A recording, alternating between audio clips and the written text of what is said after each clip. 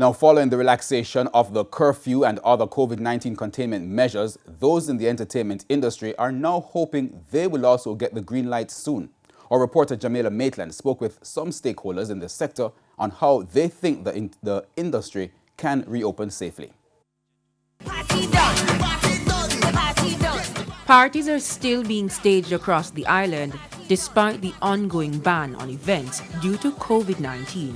But some stakeholders in the sector are hoping that soon they'll finally be able to party in public without the fear of being arrested or fined. We do follow all protocols and wear a mask and sanitize often. We can have party. But is the indiscipline in the sector due to the government's own failure to implement some of the infrastructure needed for the sector reopen safely? Or is it because some people in the sector fail to adapt to changing times? DJ Shuttlebus from Tivoli Gardens saw his popularity skyrocket after he hosted a series of virtual parties on Instagram to entertain citizens in their homes during the lockdowns. But now, he says the online events are no longer attractive because patrons are fatigued. Even though most of the parties are illegal,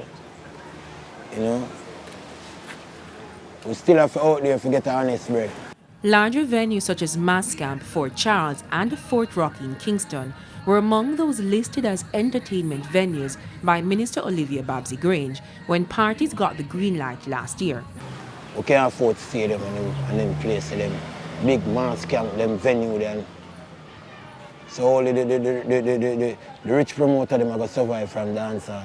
The Ministry of Entertainment created a $90 million stimulus package for players in the sector. Grants of $60,000 are still available.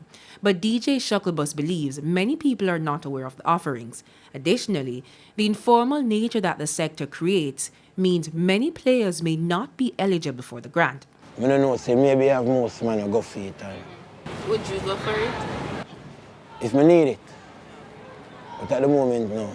He anticipates that a reopening will include strict adherence to social distancing and mask wearing.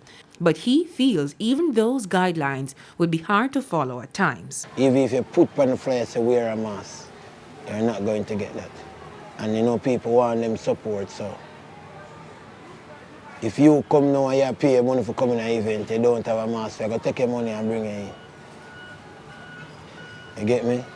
But we still have to try to go by the protocols, which is we're not going to overload the event, which is people don't have space to even walk. It's not going to happen, not even sanitations.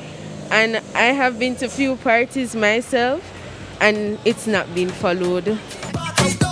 Jamaica Maitland, TVJ News.